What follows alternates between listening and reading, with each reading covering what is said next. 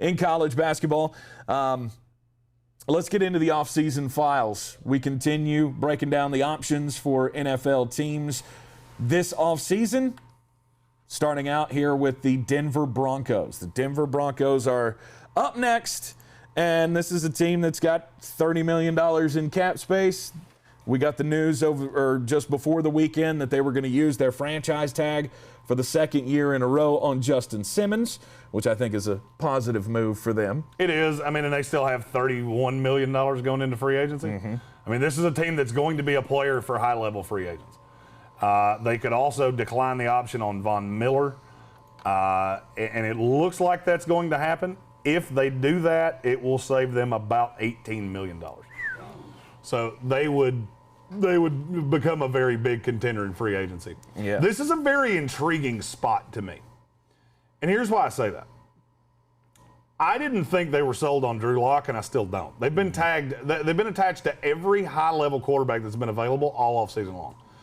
They have Jerry Jeudy, they have Cortland Sutton, they have Noah Fant, and they have two really good running backs. Mm-hmm. That's an intriguing offense, especially when you have money to spend. And I struggle to believe that they're going to go into this season with just Drew Lock, unless they're stuck and they can't do anything. Mm-hmm. Because Drew Lock's not the answer, and I think they know it. This is a team that's been all in on Deshaun Watson for as long as I can remember. They just don't have anything that Houston wants. Right. You pick at 9. Cool, we can't get a quarterback there. Mm-hmm. So you don't have what I want. We don't want Drew Lock. So I've never seen a path to them getting Deshaun Watson. I have seen a path to them getting Kirk Cousins.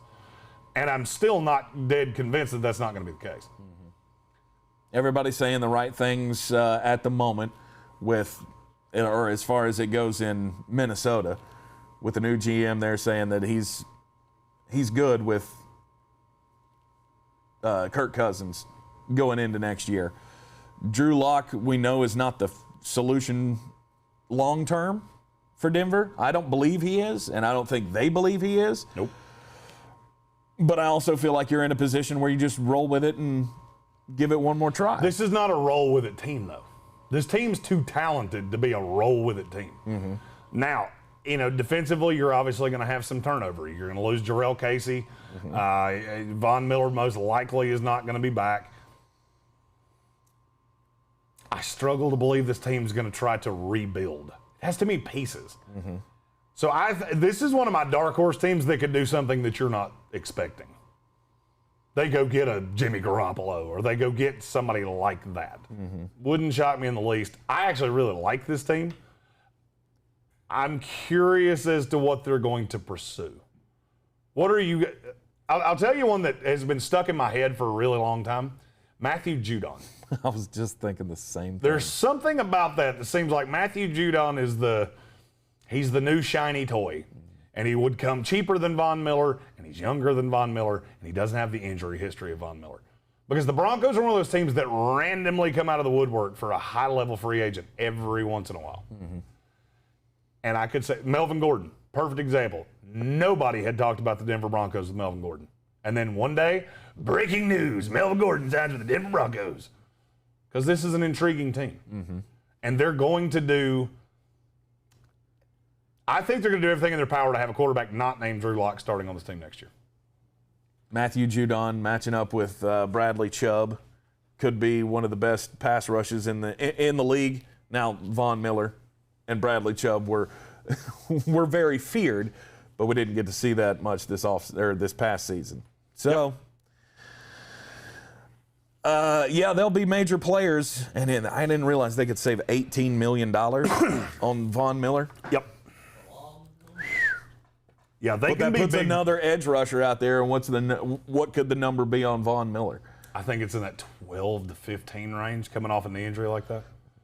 J.J. Watt got $15 million a year. Mm-hmm. So, I would say, and I put Von Miller and J.J. Watt very much in the same category. Right. But I would be much more willing, I think, to pay Von Miller 15 to 16 than to pay J.J. Watt. I don't necessarily agree with you. Von's going to become a very situational pass rusher, I think, as time goes on. Not because he's bad necessarily against the run, just as time wears on, you have to conserve your snaps. Yeah, absolutely. As guys age, your role has to change. You have to evolve with the NFL, and that seems to be the path for aging pass rushers, which is really weird for me to say about Von Miller. Makes you feel old as hell, doesn't it? He's 31 years old, and I don't feel like that should be possible. But this is a team that just really wants to have a different quarterback, and that's the hardest part of doing the offseason on them, is because I think it starts and ends with the quarterback. And I don't know who that's going to be. You're not going to be in a position to draft one, I don't think, and I don't think that they want to. I think they want a high-level veteran quarterback. Just a question of which rabbit can you pull out of the hat. Garoppolo's always made sense to me because the receivers are so good. And that's what you need. You need a guy that's not going to turn the ball over. Lots of options on the table for the Denver Broncos, and our offseason files will continue. Just be sure to hit that like button and subscribe. Well, hold on. We didn't talk about who they were going to draft. Only got halfway through that. Oh, my bad. Sorry. Draft. So they're picking at 9. This is the drop dead spot, in my opinion, for Patrick Surtain. I don't think there's a way he gets past Denver. They need a corner. Obviously, the A.J. Bouye experiment did not work out. Chris Harris has gone to the Chargers. They need that guy. And Vic Fangio's defense is predicated on having that guy. That was one of the problems they had last year. It's one of the reasons they couldn't close out games, because they didn't have a soul they could trust.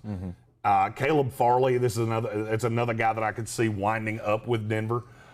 I like him. I think he's going to get dinged for opting out. And Patrick Surtain is clearly the number one in this class to me. And I think his drop dead is Denver. I don't think he gets any further than that. I've heard him to the Giants. I've heard him to the Cowboys.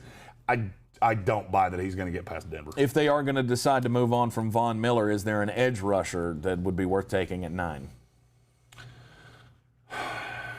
Not to me, because Micah Parsons is not an edge rusher. It's too high for – I love Gregory Rousseau. I don't know that I love him in a 3-4. I think he needs to have a hand in the dirt as a situational pass rusher. He's a guy that I look at the back end of the first round. Zavin Collins, I think it's too high for him. You'd have to reach on a guy like Azeez Ojulari or something like that. I just don't think they're going to do that. Right. There's enough pass rushers on the open market that you don't have to do that. You don't have to square peg round hole something when you have as much money as Denver does. Because this is one of those teams that can go get a Matthew Judon or a Yannick Ngakoue, which I don't like that one at all. But just whatever you need to put on the other side of Bradley Chubb to kind of mitigate the fact that, yes, you're good with Justin Simmons, but the secondary is probably going to be young, and you need that second pass rusher. What about their offensive line? Could they use a guy at 9 to bolster the offensive line? I don't think that's a big enough need. They've got a lot of draft capital wrapped up in guys like Garrett Bowles. And I don't think that's going to happen. Could they take a guy? I had Elijah Vera Tucker to them at one point. I've backed off that now. I think he's going to go a little further down than that. I look at this as in the first round, it's going to be a corner. I would say they're going to try to get an edge guy at some point if they don't sign one. I'll tell you another guy, and this one's a little weird because it's weird to at 9, take a guy this high. I could see if, say, Surtain's off the board, I could see him taking Micah Parsons. I don't love Micah Parsons not in the 4-3, but I could see a path with Vic Fangio that he could be a very good piece.